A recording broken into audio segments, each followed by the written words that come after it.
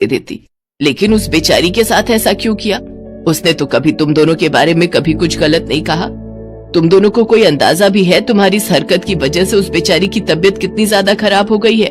इसके बाद सरला मोनिका की मुंह दिखाई कुछ दिनों के लिए टाल देती है और डॉक्टर को बुलाकर मोनिका को दवाई दिलवाती है। हफ्ते भर बाद मोनिका पूरी तरह से ठीक हो जाती है। कविता और तारा को अपनी गलती का एहसास होने लगता है और फिर वो दोनों मोनिका से माफी मांगती हैं।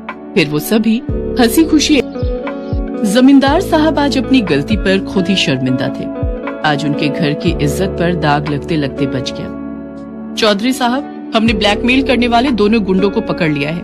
वो गुंडे वीरपुर गांव पर बहुत समय से नजर रखे हुए थे और वो ये भी जानते थे कि वीरपुर गांव की औरतें खुले में नहाती हैं। पर हमें खुशी है कि आपकी छोटी बहू सुधा ने जो हिम्मत दिखाई और उन बदमाशों के खिलाफ हमारी पुलिस थाने में रिपोर्ट लिखवाई, उसकी हमें दाद देनी होगी। अच्छा चौधरी साहब, मैं चलती हूँ, नमस्ते।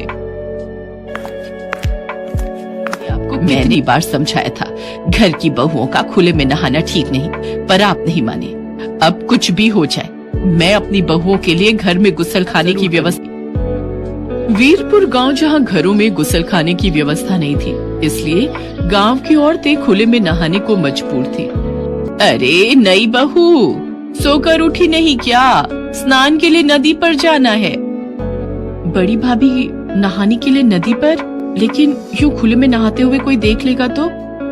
हाँ सुधा, इस गांव में औरतें खुले में ही नहाती हैं और वैसे भी गांव के लोगों को पता है कि जिस समय गांव की औरतें नदी पर नहाने जाती हैं, उस समय गांव के मर्द नदी के आसपास भी नहीं फटकते।